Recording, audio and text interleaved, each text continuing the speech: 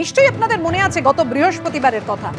এই নবান্ন থেকে ফিরে আসতে হয়েছিল ডাক্তারদের। আজ আবার জুনিয়র চিকিৎসকরা তারা যাচ্ছেন নবান্নে, অর্থাৎ সোমের পর বুধ। কেন বলছি? কারণ সোমবার কালীঘাটে যে বৈঠক হয় এবং যে বৈঠকে জুনিয়র চিকিৎসকদের আন্দোলনের সামনে কার্যত বাধ্য হয় সরকার মাথা নোয়াতে, আবার জুনিয়র ডাক্তাররা তাদের যে দাবি সেই দাবিতে অনড়, যতক্ষণ না পর্যন্ত তাদের সমস্ত দাবি মানা হবে। মুখ্য সচিব একেবারে মেল করে জুনিয়র চিকিৎসকদের ডেকেছেন। জুনিয়র চিকিৎসকরা বসার জন্য তার আগেই মেল করেন মুখ্য সচিবকে। জুনিয়র চিকিৎসকরা এই মুহূর্তে কি বলছেন সরাসরি দেখব। রাজ্য সরকার আমাদের কয়েকটি দাবি পূরণ করেছেন। আন্দোলনের চাপে কলকাতা পুলিশ কমিশনার বিনীত গোয়েল সহ ডিসি নর্থ, ডিএমই এবং ডিএইচএসকে তাদের পদ থেকে সরিয়ে দেওয়া হয়েছে। আমরা এও মনে করি যে আমাদের আন্দোলনের চাপেই সিবিআইও সন্দীপ ঘোষ ও টালা থানার ওসিকে অভয়ার ধর্ষণ ও খুনের কেসে প্রমাণ লোপাট ও ষড়যন্ত্রের অভিযোগে গ্রেপ্তার করেছে। এই সব কটিকেই আমরা আমাদের আন্দোলনের প্রাথমিক জয় হিসেবেই দেখছি। আমরা এও বলতে চাই যে অভয়ার বিচারের দাবিতে আমরা যেমন রাজপথে লড়েছি, তেমনি আমরা লড়ে চলেছি সুপ্রিম কোর্টেও। প্রাথমিক পর্যবেক্ষণে সুপ্রিম কোর্টও সরকারি হাসপাতালগুলির নিরাপত্তা ব্যবস্থা ও সুরক্ষা ব্যবস্থার অপর্যাপ্ততা নিয়ে রাজ্যের পদক্ষেপ যে সন্তোষজনক নয় তাই মন্তব্য করেছে।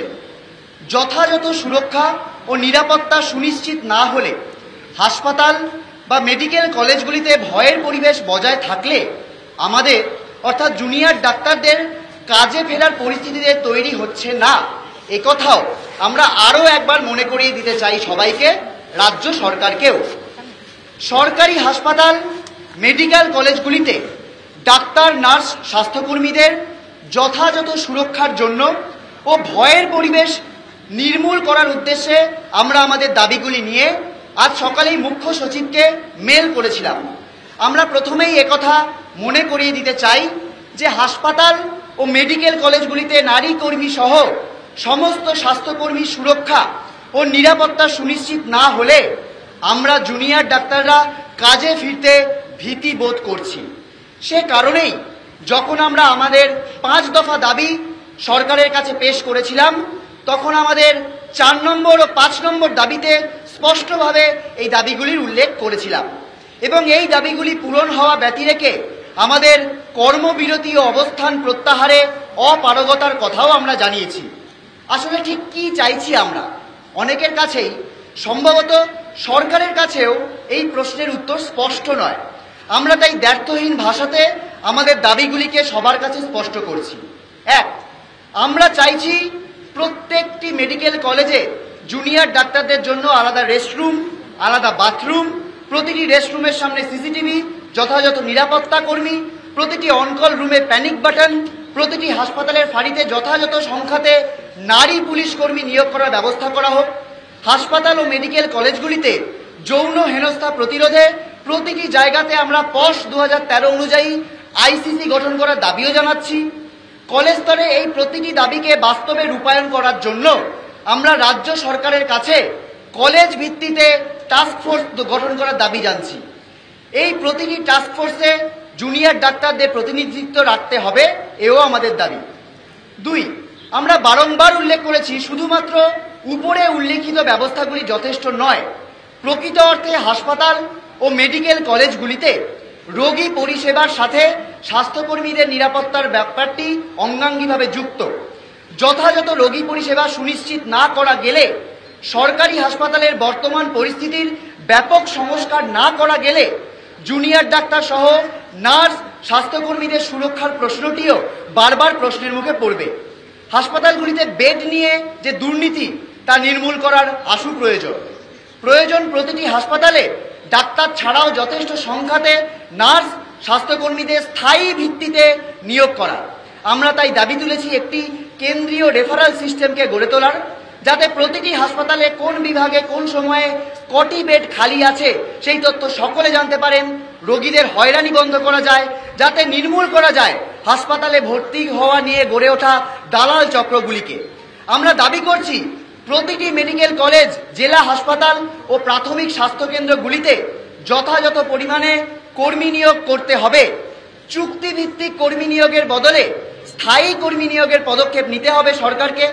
সমস্ত স্তরের স্বাস্থ্যকেন্দ্র ও হাসপাতালগুলির পরিকাঠামোকে ঢেলে সাজাতে হবে। রক্ত পরীক্ষা থেকে অন্যান্য যাবতীয় পরীক্ষা নিরীক্ষার পরিকাঠামো যথাযথভাবে গড়ে তুলতে হবে সরকারকে। এই দাবিও আমরা তুলেছি। এর জন্য জুনিয়র ডাক্তারদের প্রতিনিধিত্ব সহ টাস্ক ফোর্স গড়ার দাবি আমরা জানাচ্ছি। আমরা চাই একটি জনমুখী স্বাস্থ্য ব্যবস্থা। আমরা চাইছি একটি উন্নততর সরকারি স্বাস্থ্য ব্যবস্থা। বাস্তবিকভাবেই আপামর সাধারণ মানুষের স্বার্থই আমাদের স্বার্থ, একথা আমরা ব্যর্থহীনভাবে রাজ্য সরকারকে জানিয়ে দিতে চাইছি। 3, আমরা আমাদের 5 নম্বর দাবিতে উল্লেখ করেছিলাম প্রতিটি কলেজে ভয়ের রাজনীতিকে বন্ধ করতে হবে। প্রতিটি কলেজে এ ধরনের ঘটনা যারা ঘটিয়ে চলেছে তাদের বিরুদ্ধে তদন্ত কমিটি গড়ে তোলার দাবি তুলছি। আমরা দাবি তুলছি তাদের বিরুদ্ধে তদন্তে দোষী সাব্যস্ত হলে শাস্তিমূলক ব্যবস্থা নিতে হওয়ার জন্য প্রতিটি স্তরে একটা কমিটি গড়া। এই প্রতিটি কমিটিতে জুনিয়র ডাক্তারদের প্রতিনিধিত্ব সুনিশ্চিত করতে হবে। আমরা শুধু একথাও মনে করিয়ে দিতে চাই, যারা শুধুমাত্র কলেজে এই কাজগুলো করেছে তাই শুধু নয়, প্রয়োজন প্রতিটি হাসপাতালে এবং মেডিকেল কলেজে গণতান্ত্রিক পরিসরকে বিস্তৃত করার। এজন্য প্রতিটি মেডিকেল কলেজে রেসিডেন্ট ডক্টরস অ্যাসোসিয়েশনগুলিকে স্বীকৃতি দিতে হবে। প্রতিটি মেডিকেল কলেজকে স্টুডেন্টস ইউনিয়ন নির্বাচন করাতে হবে। প্রতিটি হাসপাতালের সর্বোচ্চ নীতি নির্ধারক যে কমিটি, সেটা কলেজ কাউন্সিল কমিটি অথবা রোগী কল্যাণ সমিতি বা আইসিসি, প্রত্যেক জায়গায় নির্বাচিত জুনিয়র ডাক্তার ও ছাত্রছাত্রীদের প্রতিনিধিত্ব সুনিশ্চিত করতে হবে। এর সাথে সাথে হাউস স্টাফশিপ নিয়োগের ব্যাপারে শাসক দলের যে ব্যাপক দুর্নীতি প্রত্যেকটি মেডিকেল কলেজে চলে তা বন্ধ করতে হবে। আমরা দাবি তুলছি স্বচ্ছ প্রক্রিয়াতে স্বাস্থ্য ভবন থেকে স্বাস্থ্যকর্মী, নার্স, ডাক্তার নিয়োগ প্রক্রিয়া চালাতে হবে। বর্তমানে এই নিয়োগ প্রক্রিয়াতে যে দুর্নীতি ও স্বজন পোষণ চলে অবিলম্বে তা বন্ধ করতে হবে। এই দাবিগুলিকে সামনে রেখে আমরা জুনিয়র ডাক্তাররা আমাদের আন্দোলন চালিয়ে যাচ্ছি। আমরা আশা রাখছি আলোচনার মাধ্যমে সরকারের সদর্থক পদক্ষেপের, আমাদের উপরিলিখিত যে দাবিগুলির ভিত্তিতে সরকারের দিক থেকে সুনির্দিষ্ট লিখিত প্রতিশ্রুতি ব্যতি রেখে আমরা স্বাস্থ্য ভবনের সামনে অবস্থান ও কর্মবিরতির প্রশ্নে কোনো পদক্ষেপ এখনই নিতে পারছি না, একথা আমরা সরকারকে স্পষ্ট ভাষায় জানিয়ে দিতে চাইছি। আজ বিচারের 40 দিন কেটে গেলেও অভয়ার বিচারের দাবিতে আমরা রাজপথ থেকে সুপ্রিম কোর্টে আন্দোলন চালিয়ে যাচ্ছি। আমাদের সহকর্মীর বিচার আমরা ছিনিয়ে আনবই। আপামর জনসাধারণের কাছে এই আমাদের প্রতিশ্রুতি। তাই জন্য আমরা আম জনসাধারণের কাছে আমরা দাবি করছি এই আন্দোলনকে আরো তীব্রতর করে তুলুন।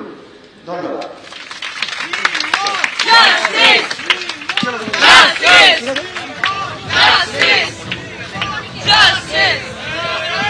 কালীঘাটের বৈঠকের 3 দিনের মাথায় ফের নবান্নে বৈঠক। 3 দফা দাবি নিয়ে একেবারে পরিষ্কার শুনলেন জুনিয়র চিকিৎসকদের তরফে দেবাশিস হালদার। তিনি স্পষ্ট জানিয়ে দিলেন যে আরজি করের কাণ্ডে সুবিচার চাওয়ার দাবি যেমন রয়েছে, সেরকম পরপর ভয়ের পরিবেশ রয়েছে। সেটা দূর না হলে কিভাবে জুনিয়র চিকিৎসকরা কাজে ফিরবেন সেই প্রশ্ন তুলেছেন। তাই নিরাপত্তা সুনিশ্চিত করতে হবে, সেই দাবি পূরণ করতেই তারা আজকে বৈঠকে যাচ্ছেন। এবং সেই বৈঠকে জট কাটে কিনা, তাদের সমস্ত দাবি পূরণ হয় কিনা, অবশ্যই সেই বৈঠকের দিকে আমাদের নজর থাকবে। কিন্তু বুঝতেই পারছেন 6টা বেজে গিয়েছে, সন্ধ্যে 6:30টায় বৈঠক রয়েছে নবান্নে। এই মুহূর্তে সরাসরি আপনাদের সেই প্রস্তুতির ছবিটা দেখাবো যে নবান্নে এই মুহূর্তে তৎপরতা কতটা তুঙ্গে, তা সেই বিষয়ে জানাবো। আমাদের 2 প্রতিনিধি রুমা পাল এবং পার্থপ্রতিম ঘোষ আমাদের সঙ্গে রয়েছেন। কিন্তু তার আগে যে দাবি আজকে জুনিয়র ডাক্তাররা তুললেন, দাবি 1, জুনিয়র ডাক্তারদের জন্য হাসপাতালে সুরক্ষা, রেস্ট রুম। জুনিয়র ডাক্তারদের জন্য হাসপাতালে প্যানিক বাটন। আমরা আসবো, কিন্তু আজকে যে বিষয় নিয়ে আমরা আলোচনা করব প্লাস বৈঠকের দিকে তো আমাদের নজর রয়েছে, রাখবো আপনাদের সাথে। বিচারের দাবিতে 40 দিনে জুনিয়র চিকিৎসকদের কর্মবিরতি, ধর্নার 9 দিন। আর এই 9 দিনের মাথায় আবার বৈঠক করতে যাচ্ছেন চিকিৎসকরা নবান্নে। আন্দোলনে অনড় থেকেই জুনিয়র চিকিৎসকদের প্রস্তাব সারা নবান্নে। মুখ্য সচিব ইমেল দিয়ে জানান,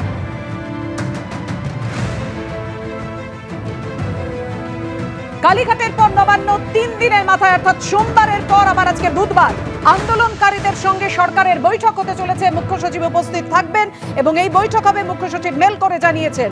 আর এই আন্দোলন নিয়ে ক্রমাগত শাসক দলের তরফ থেকে কুৎসা এবং সেই সঙ্গে সঙ্গে আক্রমণ চলছে সমানে। সৌগত রায়ের পর এবার স্বপন দেবনাথ আরজিকর কাণ্ডের প্রতিবাদে আন্দোলনকারীদের একেবারে কুৎসিত আক্রমণ করেছেন মন্ত্রী স্বপন দেবনাথ। বাংলা থেকেই কুচক্র রাজের বিরুদ্ধে সাফাই আন্দোলন শুরু হোক ডাক দিয়েছেন তৃণমূলের পদত্যাগী সাংসদ জহর সরকার। এবার সরাসরি এই মুহূর্তে চলে যাব যে কথা আপনাদের জানাচ্ছিলাম, যে নবান্নের তৎপরতা আপনাদের সামনে তুলে ধরবো। রুমা পাল এবং পার্থপ্রতিম ঘোষ। পার্থপ্রতিম ঘোষ, একেবারে আপনারা দেখতেই পাচ্ছি পার্থ তুমি দাঁড়িয়ে রয়েছো সেই বাসের সামনে, যে বাসে করে জুনিয়র চিকিৎসকরা রওনা দেবেন, দেখাও আমাদের। দেখো, আরও বেশ কিছু দাবি দেওয়া রয়েছে, সেই দাবি দেওয়া পূরণের দাবি চিকিৎসকদের, এবং সেই জন্যই আজকের এই বাসে করে তারা নবান্নের উদ্দেশ্যে যাবেন এবং সেখানে মুখ্য সচিবের সঙ্গে বৈঠক করবেন। বাস প্রস্তুত রয়েছে, পাইলট কার প্রস্তুত রয়েছে এবং এই বাসে প্রায় 30 জন, এখনও পর্যন্ত সংখ্যাটা যেটা জানতে পারছি আমরা, প্রায় 30 জন তারা কিন্তু যাবেন সল্টলেক থেকে। 6:30টার মধ্যে পৌঁছানোর কথা, কিন্তু কিছুক্ষণ আগে সেই সাংবাদিক বৈঠক শেষ করেছেন চিকিৎসকরা এবং কিছুক্ষণ পরে এখান থেকেই পাইলট কার প্রস্তুত রয়েছে, বাস প্রস্তুত রয়েছে, তারা নবান্নের উদ্দেশ্যে যাবেন। বেশ কিছু দাবি দেওয়া, যে দাবি দেওয়া এখনো পর্যন্ত তারা বলছেন সেই দাবি দেওয়া অবিলম্বে পূরণ করতে হবে। এখনো পর্যন্ত যে ধর্নার কর্মসূচি চলছিল আজকে 9 দিন স্বাস্থ্য ভবনের সামনে, সেই ধর্নার কর্মসূচি এখনো পর্যন্ত রয়েছে এবং বাসে করে আবারও একবার তারা নবান্নের উদ্দেশ্যে রওনা হচ্ছেন। তুমি আমাদের সঙ্গে থাকো। আপনারা বুঝতেই পারলেন বাসে করে আর কিছুক্ষণের মধ্যেই রওনা দেবেন। কিন্তু এই মুহূর্তে নবান্নের ছবিটা রুমা দেখাও, পুলিশি তৎপরতা আমরা দেখতে পাচ্ছি। দেখো, নবান্ন সভাঘর আবারও প্রস্তুত বৈঠকের জন্য, সেই নিয়েই কিন্তু তৎপরতা তুঙ্গে এবং পুলিশ দেখতেই পাচ্ছ যে অসংখ্য পুলিশ এখানে মোতায়েন করা হয়েছে এবং মুখ্য সচিবের নেতৃত্বে এই বৈঠক হতে চলেছে। এবং বৈঠকে কিন্তু একটাই বিষয়, যে স্পেশাল টাস্ক ফোর্স, যে স্পেশাল টাস্ক ফোর্সের কথা কিন্তু মুখ্যমন্ত্রী বলেছিলেন, সেই স্পেশাল টাস্ক ফোর্সে যেমন মুখ্য সচিব থাকবেন, সেক্ষেত্রে মুখ্য সচিবের সঙ্গে সঙ্গে যেমন অন্যান্য বিভাগীয় প্রধানরা থাকবেন, জুনিয়র ডাক্তার তাদের সঙ্গে থাকো, আসবো তোমার কাছে। 3-4 দিনের মধ্যে এটা পূরণ হওয়ার না, এটা আপনারাও বোঝেন। ফলে এক্ষেত্রে কি যতদিন পর্যন্ত এই দাবি পূরণ হচ্ছে ততদিন পর্যন্ত আন্দোলন চলবে বা ধর্ণা চলবে? না, যতদিন দাবি পূরণ আন্দোলন দুটো আলাদা জায়গা। আমাদের যে আন্দোলনের মধ্যে থেকে দাবিগুলো উঠে এসছে, আমরা যেভাবে মনে করছি যে আজকের এই আমাদের বোনের ঘটনাটা ঘটতো না যদি আজকের এই ইনফ্রাস্ট্রাকচার যেগুলো আমরা কথা বলছি এখন, এই জিনিসগুলো থাকতো। যদি আজকে সেমিনার রুম এরকম ওকে ঘুমোতে বাধ্য না করতো, ওর জন্য আলাদা রেস্ট রুম থাকতো, তাহলে এই ঘটনা ঘটতো না বলে আমরা মনে করছি। এবং তার সঙ্গে যে কোনো রকমের ইনফ্রাস্ট্রাকচার, সাধারণ পেশেন্ট এবং ডাক্তারের যে রিলেশনশিপের একটা খারাপ জায়গা তৈরি হয়েছে, সেটা তো বেড না পাওয়ার কারণে, সেটা তো বারবার 4টে-6টা হসপিটাল রেফার হওয়ার কারণে। যদি আপনি দেখুন যত মাল্টি স্পেশালিটি হসপিটাল গভর্নমেন্ট তৈরি করেছে, সেখানে প্রপার ইনফ্রাস্ট্রাকচার নেই, সেখানে হয়তো বিল্ডিং আছে, সেখানে ডাক্তার নেই, সেখানে এমআরআই মেশিন নেই, সেখানে এক্সরে নেই। তো সাধারণভাবে রোগী পরিবাররা পরিষেবা পায় না বলেই ডাক্তারদের প্রতি একটা ওদের অ্যাঙ্গার তৈরি হয়। তো আমরা চাই সাধারণ মানুষের রোগী পরিষেবাটা আরও সুন্দর থেকে সুন্দরতম হোক, তাতে এই পেশেন্ট এবং ডাক্তারের রিলেশনশিপটা শুধুমাত্র পুলিশ, সিকিউরিটি এগুলো দিয়ে হয় না, ওটা একটা বড় পার্ট, যেখানে আপনারা যদি ভালো পরিষেবা ওই সাধারণ মানুষের কাছে পৌঁছে দিতে পারেন, এবং সেই দায়িত্ব অ্যাজ এ ডক্টর আমাদেরও আছে, সাধারণ মানুষেরও আছে। একটা কি বিষয় আপনারা মনে করছেন যে মুখ্যমন্ত্রী আপনাদের কিছু দাবি মেনে নিয়েছেন এবং তারপর বিভিন্নভাবে সরকারের পক্ষ থেকে আপনাদের কাছে আবেদন করা হচ্ছে কাজে ফেরার জন্য, এটা কি মানুষের কাছেও একটা চাপ তৈরি হচ্ছে নতুন করে, বা আপনাদের উপর কোনো চাপ তৈরি হচ্ছে কাজে যাওয়ার জন্য? দেখুন, সিজ ওয়ার্ক এমন একটা জিনিস, কোনো ব্যক্তি যদি কোনো কর্মক্ষেত্রে একদিন কর্মবিরতি নেয়, তার একটা প্রেশার আসে, তার একটা সাইড এফেক্টও হয়। কিন্তু আমরা ওই জিনিসটাই বারবার বলছি, জুনিয়র ডাক্তারদের কর্মবিরতিতে হেলথ ইনফ্রাস্ট্রাকচার ভেঙে পড়ার কারণ কি আছে?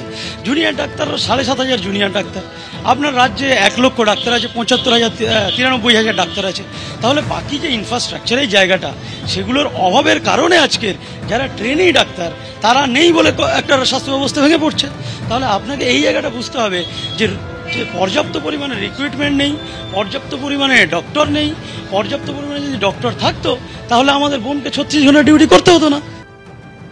তিন দফা দাবি নিয়ে এই মুহূর্তে নবান্নের পথে জুনিয়র চিকিৎসকরা, আর কিছুক্ষণের মধ্যেই তারা পৌঁছবেন। সমস্ত দাবি তাদের মানবে সরকার, নজর রয়েছে আমাদের সেদিকে। নাগেরবাজারে মশাল মিছিল আপনাদের সামনে তুলে ধরবো। নবান্নের পথে জুনিয়র চিকিৎসকরা, সেই ছবি যেমন আপনাদের সামনে রাখলাম। সমস্ত দাবি সরকার মানবে কিনা, বৈঠক কখন শুরু হবে আমরা দেখাবো। এই মুহূর্তে সরাসরি শিবাশিস দেখতে পাচ্ছি আমরা মশাল মিছিলের ছবি।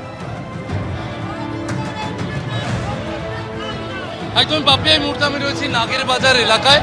নাগেরবাজার থেকে দমদমের দিকে এগিয়ে যাচ্ছে এই মিছিল। দমদম স্টেশন চত্বরের দিকে এগিয়ে যাচ্ছে এই মিছিল।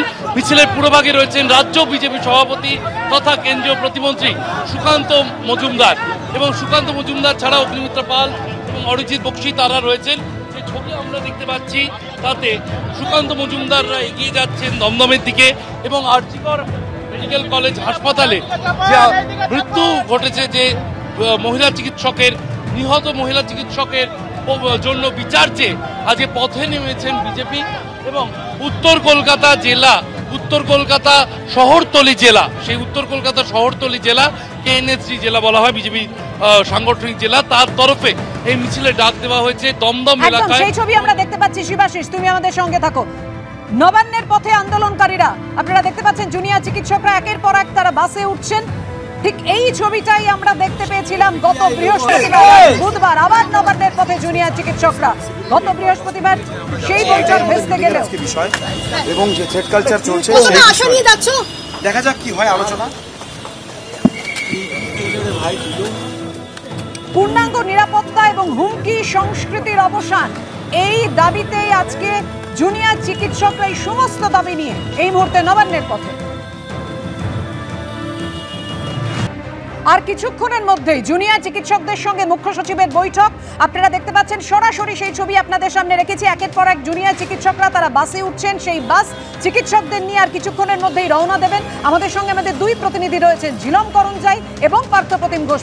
ঝিলম, তোমার কাছে প্রথমেই আসবো, যে একেবারে বাসে রওনা হওয়ার আগে, কিছুক্ষণ আগেই যে জুনিয়র চিকিৎসকদের তরফে বলা হলো যে ভয়ের পরিবেশ রাজ্যের সমস্ত মেডিকেল কলেজগুলোতে রয়েছে, নিরাপত্তা সুনিশ্চিত না হওয়া পর্যন্ত তারা কাজে যোগ দিতে পারবেন না। ঠিক কোন কোন দাবিকে সামনে রেখে তারা আজকে আলোচনায় বসবেন, বৈঠকে বসবেন?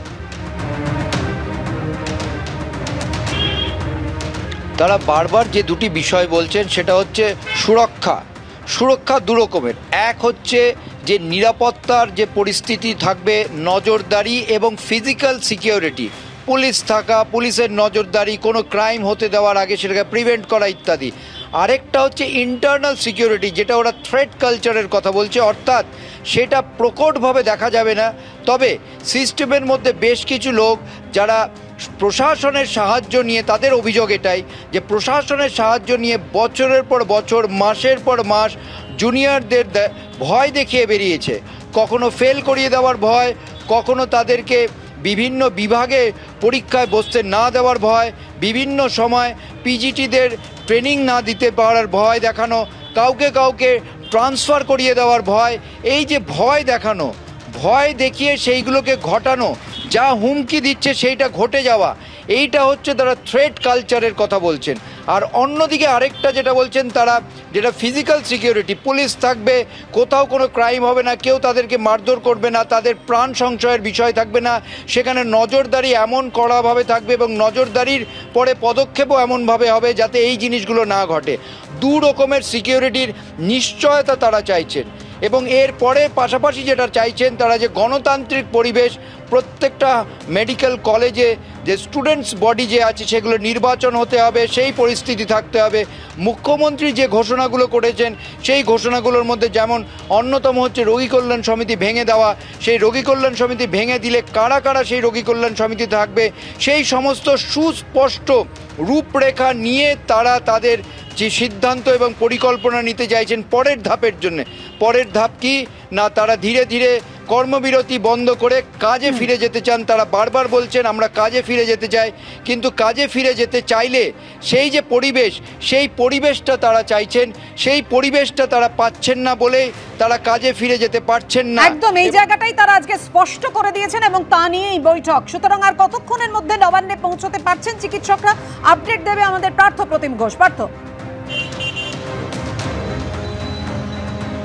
দেখো কিছুক্ষণের মধ্যেই বাসের চাকা গড়াবে স্বাস্থ্য ভবনের সামনে থেকে এবং সেখান থেকে নবান্নের উদ্দেশ্যে তারা পৌঁছাবেন এবং আর কিছু মুহূর্তের মধ্যে কিন্তু সেই বাস স্টার্ট দেবে। তুমি দেখেছো আমার সহকর্মী ঝিলম যে বিষয়টা বলছিল যে প্রথম থেকে কিন্তু তারা যে বিষয়ে দাবি তুলছেন বিচারের দাবির পাশাপাশি কিন্তু তারা বলছিলেন যে নো সেফটি নো ডিউটি এবং সেই নিরাপত্তাটা সুনিশ্চিত করতে হবে এবং থ্রেট কালচার, এই দুটি বিষয় কিন্তু একেবারে তাদের যে দাবি দেওয়ার মধ্যে রয়েছে সেই দাবি দেওয়া নিয়ে আজকে মুখ্য সচিবের সঙ্গে আলোচনায় বসবেন তারা। 6:30টার মধ্যে নবান্নে পৌঁছানোর কথা থাকলো, এখনো পর্যন্ত এখান থেকে তারা যে জিবি একটি মিটিং করে তারপর সংবাদ মাধ্যমের মুখোমুখি হয়ে তারা বাসে উঠতে শুরু করেছেন এবং সেই 6:30টার মধ্যে নবান্নে তারা পৌঁছাতে পারবে না, পরবর্তীকালে কিছুক্ষণ পরে আধ ঘন্টা পরে পরবর্তীকালে তারা পৌঁছাবে। এখন বাস বর্তমানে রয়েছে এবং কিছুক্ষণের মধ্যে সেই বাস কিন্তু রওনা দেবে নবান্নের উদ্দেশ্যে। একদম সেই ছবি তুমি আমাদের দেখাতে থাকো, আমাদের সঙ্গে থাকো। আমি সরাসরি আলোচনায় চলে আসবো। ডক্টর তথাগত দাস আমাদের সঙ্গে রয়েছেন, জুনিয়র চিকিৎসক। ডক্টর তথাগত, আপনার কাছে এই বিষয়টায় আসবো, আজকে যে দাবি সামনে রেখে আপনারা যাচ্ছেন আজকে বৈঠকে, কি আশা করছেন? দেখুন, আমরা শুরুর দিন থেকেই সেটা মুখ্যমন্ত্রীর সঙ্গে বৈঠক হোক কি চিফ সেক্রেটারির সঙ্গে বৈঠক, আমরা সদিচ্ছা দেখিয়েছি বারবার করে এবং আমাদের দিক থেকে এই কথাটা প্রথম দিন থেকেই বলা ছিল যে আমরা বিশ্বাস করি যে আলোচনার মাধ্যমেই কিন্তু সমাধান মিলবে। কিন্তু এখানে কয়েকটা কথা বলার আছে। আমরা সেদিন যখন মিটিং করে বেরোলাম কালীঘাট থেকে তখন আমরা মৌখিক আশ্বাস নিয়ে বেরিয়েছিলাম যে ডিএমই স্যার, ডিএইচএস স্যার এবং কলকাতার সিপি যিনি আছেন তাদের কিন্তু বদলি করা হবে। কিন্তু আমরা দেখলাম তাই সেই সিপি বিনীত গোয়েল স্যারকে কিন্তু এডিজি এসটিএফ করে দেওয়া হলো। এবার আমরা মনে করি, আমরা এক্সপেক্ট করেছিলাম একটা পিউনিটিভ মেজার নেওয়া হবে, কিন্তু সেটা না নেওয়ার ক্ষেত্রে আমরা মনে করি এটা আন্দোলনের স্পিরিটের সঙ্গে একটা অসম্মান করা হলো। একটা বক্তব্য রাখতে চাই। অভিষেক বন্দ্যোপাধ্যায় সোশ্যাল মিডিয়া আজকে পোস্ট করে বলেছেন যে সমস্ত দাবি তো সরকার মেনে নিয়েছে, তাহলে এবার আপনারা কর্মবিরতি ছেড়ে কাজে ফিরুন। দেখুন, সমস্ত দাবি মেনে নেয়নি, এটা একদমই ভুল কথা। আমরা মূলত 2 আর 3 নম্বর দাবি নিয়ে আলোচনা করেছিলাম এবং সেক্ষেত্রেও আমরা আংশিক সাফল্য বা আংশিক জয় পেয়েছি এবং সেটা পেতে কিন্তু আমাদের 40 দিনের আন্দোলন এবং 9 দিনের ধর্ণা এটা করতে হয়েছে। এবং শুধু আমাদের নয়, আমাদের সঙ্গে যে বহু মানুষ কাতারে কাতারে এসে আমাদের আন্দোলনে যোগ দিয়েছেন, অবস্থানে থেকেছেন, তাদেরও কিন্তু সেটা আন্দোলন ছিল, শুধু জুনিয়র ডাক্তারদের আন্দোলন নয়। ফলে আমরা দেখুন, জুনিয়র ডাক্তারদের ক্ষেত্রে কিন্তু কর্মবিরতি ছাড়া কোনো অস্ত্র নেই। এটা যুগ যুগ ধরে জুনিয়র ডাক্তাররা মার খাক কি যাই হোক, আমাদের কর্মবিরতির একমাত্র অস্ত্র। কর্মবিরতি যদি আমরা ছড়িয়ে নিই এক্ষুনি, কর্মবিরতির ক্ষেত্রে আমাদের পরিষ্কার একটা কথা আমরা বলেছিলাম যে আমরা তো সেফ ফিল করছি না, আমরা যে কাজে আবার ফিরবো। আপনি এটা যে লক্ষ্য করে দেখুন, আপনার দিনের পর দিন যে ঘটনাগুলো ঘটে গেছে এই আন্দোলন চলাকালীনই বলছি আমরা।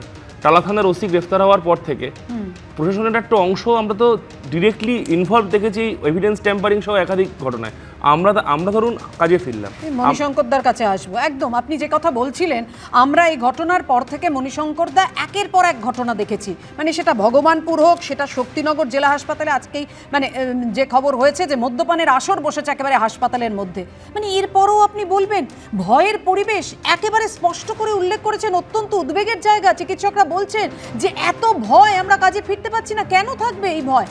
এটা তো নিরাপত্তা নিশ্চিত করার দায়িত্ব তো সরকারের। এইরকম একটা ঘটনাকে কেন্দ্র করে অনেক রাজনৈতিক দলও এবং অরাজনৈতিক দলও অনেক দিন ধরে তো আমরা আন্দোলন দেখছি। রাইট টু প্রোটেস্ট একটা সংবিধানের আর্টিকেল 19(1)(a)তে পরিষ্কার বলা আছে, ডাক্তারদেরও অধিকার আছে, সব মানুষেরই অধিকার আছে একটা প্রোটেস্ট করার। কিন্তু ব্যাপারটা হচ্ছে যে প্রোটেস্টটা নিয়ে আমরা আলোচনাটা দেখলাম, সেই আলোচনাটাতে আমরা মুখ্যমন্ত্রীকে অনেকটা সদর্থক ভূমিকা নিয়ে আমরা দেখেছি এগিয়ে এসছেন এবং আলোচনার মাধ্যমে মিটে গেছে বা মিটে যাবে বলে আমাদের অনেক আশা ছিল। এখন আলোচনাটা হওয়ার পর দেখছি কেউ কেউ বলছে, কোনো মিডিয়াও বলছে যে মুখ্যমন্ত্রী প্রতারণা করলেন, চিটিং করলেন, স্পষ্টভাবে বলছে কোনো মিডিয়া। আমি বলছি যদি ওনাদের যদি এরকম থাকে যে একটা লোককে সরাতে হবে, সরিয়ে দেওয়ার পরে কোথায় পোস্টিং দিল সেখানেও যদি আপত্তি থাকে, তাহলে ওরা বলতে পারেন এই লোকটাকে সরিয়ে ওই জায়গায় পোস্টিং দিতে হবে, দুটোই তাহলে বলে দিতে হবে। মুখ্যমন্ত্রীকে পদত্যাগ করে কে মুখ্যমন্ত্রী আসবে সেটাও বলে দিতে হবে, বিনীত গোয়েলকে পদত্যাগ করলে কে পুলিশ কমিশনার হবে সেটাও বলে দিতে হবে। আদারওয়াইজ এটা মিটবে না। ওনাদের যে বক্তব্যটা হচ্ছে যে একটা পিউনিটিভ মেজার নেবে বলে ভেবেছিলাম, সেটা নিল না। ফলে আপনি কি অ্যান্টিসিপেশন বলছেন? আমি অনলাইনার নিয়ে নেব, তথাগত কাছে বলছেন তার উপর তো হবে না। আমাদের রাজ্যের অভিভাবক আমরা কিন্তু চেয়ারটার কাছে গেছিলাম। আমরা প্রথম কথা আমরা চেয়েছিলাম কোনো অফিসিয়াল বা অ্যাডমিনিস্ট্রেটিভ প্লেসে আমাদের ডাকা হোক, সেটা হয়নি। কালীঘাটে গিয়ে মিটিং করেছি আমরা, ঠিক আছে। আমরা কিন্তু মুখ্যমন্ত্রীর কাছে গেছিলাম, রাজ্যের অভিভাবক তিনি চিফ অফ দ্য স্টেট তার কাছে গেছিলাম। আমরা এক্সপেক্ট করেছিলাম, উনি যে বারবার করে বলেছেন ওনার আন্দোলনে জন্ম, এই যে গণ আন্দোলন চলে এসছে সেই আন্দোলনের স্পিরিটের প্রতি ওনারা কিন্তু একটা সহমর্মিতা দেখাবেন, সেটা কিন্তু দেখানো হয়নি। এটা আমাদের পরিষ্কার বক্তব্য। কি করে দেখালো না বললেন, কি করে দেখালো না? আপনি সরাতে বললেন, সরালো তো, এবার কোথায় পোস্টিং দেবে সেটা নিয়ে আপত্তি ছিল আপনাদের? সেটা তো আমরা বলতে পারি না, কিন্তু আমরা এক্সপেক্ট করেছিলাম। দেখুন আপনারা তো বলছেন প্রাইজ পোস্টিং দিয়ে দিল, নর্থকে প্রাইজ পোস্টের কথা আমরা বলি, আমরা ডিসি নর্থকে কিন্তু অপেক্ষাকৃত গুরুত্বহীন পদে পাঠানো হয়েছে। না না, গুরুত্বহীন আপনাদের আমরা পরিষ্কার বলছি, আপনাদের একজন সাংসদ আজকে বলেছেন এজেন্ডা ছিল, কোথায় দিবে এটা এজেন্ডাতে ছিল। দেখুন একটা কথা বলি, এই যে ঘটনাটা ঘটেছে এটা সিভিয়ারেস্ট ফর্ম অফ ভায়োলেন্স। কলকাতার নগরপাল একদমই ব্যর্থ, এটা কিন্তু আমরা শুধু বলছি না, আমরা তো বলছি সুপ্রিম কোর্টও বলেছেন এটা আমরা বলতে পারি না, এটা স্টেট বলবে। যেটা আপনাদের দাবির মধ্যে নেই সেই দাবিটা নিয়ে মণিশঙ্কর দা আমরা বলছি না, সিবিআই বলছে। গতকাল সুপ্রিম কোর্ট বলেছেন যে এতটাই বিচলিত বোধ করছেন মাননীয় প্রধান বিচারপতি। নিশ্চয়ই আপনি গতকাল আপনি একজন আইনজীবী, সুপ্রিম কোর্টে যেটা হয়েছে কালকে অনেক জায়গায় হয়েছে আপনি শুনেছেন। বারবার এই ভয়ের জায়গাটা কেন ফিরে আসবে? একজন মেধাবী চিকিৎসককে হারাতে হলো আমাদের, এর থেকে বড় লজ্জার আর কি থাকতে পারে? আমি দেখে নেব জুনিয়র চিকিৎসকরা কি বলছেন। আজ সকালেই মুখ্য সচিবকে মেল করেছিলাম। আমরা প্রথমেই একথা মনে করিয়ে দিতে চাই যে হাসপাতাল ও মেডিকেল কলেজগুলিতে নারী কর্মী সহ সমস্ত স্বাস্থ্যকর্মীর সুরক্ষা ও নিরাপত্তা সুনিশ্চিত না হলে আমরা জুনিয়র ডাক্তাররা কাজে ফিরতে ভীতি বোধ করছি। আসলে ঠিক কি চাইছি আমরা? অনেকের কাছেই, সম্ভবত সরকারের কাছেও এই প্রশ্নের উত্তর স্পষ্ট নয়। আমরা তাই দ্ব্যর্থহীন ভাষাতে আমাদের দাবিগুলিকে সবার কাছে স্পষ্ট করছি। এক, আমরা চাইছি প্রত্যেকটি মেডিকেল কলেজে জুনিয়র ডাক্তারদের জন্য আলাদা রেস্টরুম, আলাদা বাথরুম, প্রতিটি রেস্টরুমের সামনে সিসিটিভি, যথাযথ নিরাপত্তা কর্মী, প্রতিটি অনকল রুমে প্যানিক বাটন, প্রতিটি হাসপাতালের ফাঁড়িতে যথাযথ সংখ্যাতে নারী পুলিশ কর্মী নিয়োগ করার ব্যবস্থা করা হোক। হাসপাতাল ও মেডিকেল কলেজগুলিতে যৌন হেনস্থা প্রতিরোধে প্রতিটি জায়গাতে আমরা পশ 2013 অনুযায়ী আইসিসি গঠন করার দাবিও জানাচ্ছি। আমি দীপ্তাশ্বর কাছে আসবো। মানে একজন চিকিৎসককে কেন বলতে হবে তার কাজের জায়গা সুরক্ষিত নয়? সেই দাবি কেন জানাতে হবে? খুব স্বাভাবিক তো এটা যে সুরক্ষা থাকবে, নিরাপত্তা থাকবে। এই ঘটনাটায় সব থেকে বড় যেটা ব্যাপার, এটা কিন্তু কোনো সাধারণ ধর্ষণ এবং খুনের ঘটনা নয়, এটা একটা প্রাতিষ্ঠানিক হত্যা। একজন চিকিৎসককে তাকে প্রাতিষ্ঠানিক হত্যা করা হয়েছে। সেই জায়গা থেকে আন্দোলন শুরু হয়েছিল। ডাক্তারবাবুরা প্রথম আন্দোলন নেমেছিলেন। সাধারণ মানুষ, এই মেয়েটি আমাদের যে কারুর ঘরের হতে পারত, তার আশা আকাঙ্ক্ষা, তার স্বপ্ন সবই আমাদের ঘরের ছেলেদের মতো, মেয়েদের মতো। সেই জায়গা থেকে কানেক্ট করে সাধারণ মানুষ আন্দোলনে যোগ দিয়েছিল, ডাক্তারবাবুদের আন্দোলনে, এবং আন্দোলন একটা জন আন্দোলনের চেহারা নিয়েছিল। এবার অনেকে দেখছি বলার চেষ্টা করছেন যে এটা নাকি মমতা ব্যানার্জির মাস্টার স্ট্রোক। তো মাস্টার স্ট্রোকই হবে যদি মাস্টার স্ট্রোকটা আগে এলো না কেন? এবার আপনি দেখুন কতটা ভয়ঙ্কর অবস্থা যে সিবিআই এর স্ট্যাটাস রিপোর্ট দেখে সুপ্রিম কোর্টের বিচারপতিরা চমকে উঠছেন। এবং আমরা কালকে যারা লাইভ স্ট্রিমিং দেখেছি সেখানে মুখে যেটা বলেছেন যে তারা ভীত এবং বিচলিত, তার বাইরে তাদের বডি ল্যাঙ্গুয়েজটাও আমরা দেখেছি যে তাদের মুখ কতটা চিন্তিত হয়ে পড়েছিল। এবার আপনি দেখুন মানে রাজ্য সরকার কিরমভাবে একের পর এক মিথ্যে কথা বলছে। আগের দিন কোর্টে রাজ্য সরকারের উকিল কপিল সিব্বল বললেন যে আমরা পরের দিন পোস্টমর্টমের চালান দেব। আমায় আসতে হবে, সময় খুব অল্প। মণিশঙ্কর না, কালকে যে আলোচনাগুলো হচ্ছিল, অনেকটা আলোচনা হচ্ছিল যে চিফ জাস্টিসের সঙ্গে একটা কথা দিচ্ছেন যে আপনার মনে হচ্ছে অভিজিৎ মণ্ডল নিজে একার ক্ষমতায় প্রমাণ লোপাট করেছে, তার উপরে আর কেউ ছিল না। এমনকি আপনি এও বলছেন নিজে একার ক্ষমতায় প্রমাণ লোপাট করেছে, তার উপরে আর কেউ ছিল না। প্রমাণ হয়েছে কোর্টে। না না, আপনি বোধহয় খেয়াল করেননি, সর্বোচ্চ আদালত বলছেন যে ওসি গ্রেফতার হয়েছেন, প্রমাণ নষ্টের বিষয়টাও খতিয়ে দেখছে সিবিআই। গুরুত্বপূর্ণ বিষয় বেরোবে, খেয়াল করেছেন? গুরুত্বপূর্ণ বিষয় বেরোবে, সিবিআই কে সময় দিতে হবে। সিবিআই ঘুমোচ্ছে না। আমি বলছি যে পরিবারের অভিযোগ খতিয়ে দেখলে অনেক তথ্য বেরিয়ে আসবে। তার মানে বুঝতেই পারছেন বিষয়টা কতটা উদ্বেগের এবং চিন্তার। For the sake of investigation police, CBI has enough power two arrest anybody. যাকেই সন্দেহ হবে তাকে অ্যারেস্ট করতে পারে। তার মানে এই নয়, আমি কাউকে ডিফেন্ড করছি না। আমি বলছি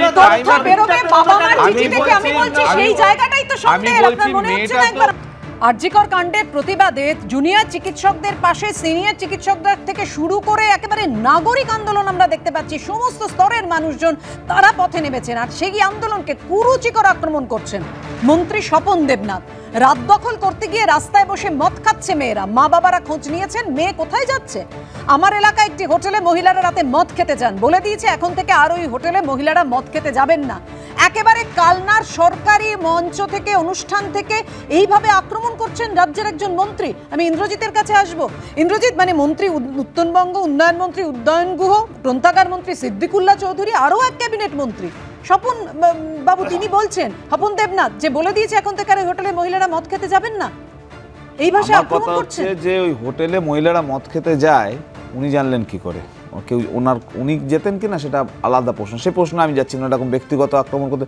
কিন্তু মেয়েরা কি করবে না করবে সেটা ওরা ঠিক করে দেওয়ার হচ্ছে অধিকারী তৃণমূলের মন্ত্রীরা নয়। দ্বিতীয় কথা হচ্ছে রাত্রে রাত দখল করেছে যারা, তাদেরকে ওদের বলছেন কেন?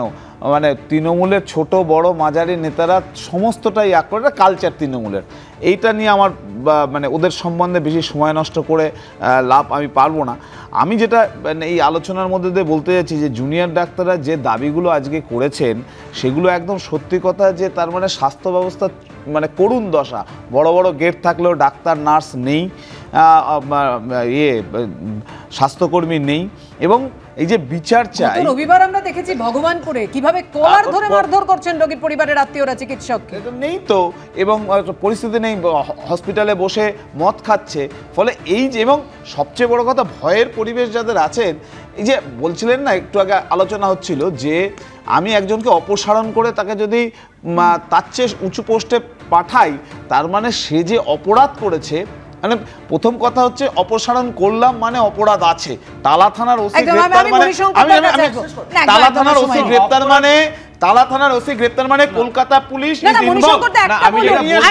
প্রাণী সম্পদ বিকাশ মন্ত্রী স্বপন দেবনাথ, তাকে কে দায়িত্ব নিতে বলেছেন? কে মদ খেয়ে বসে থাকবেন, কে কোন অপরাধ করবে, তার জন্য পুলিশ আছে। নীতি পুলিশের দায়িত্ব কি একজন মন্ত্রী?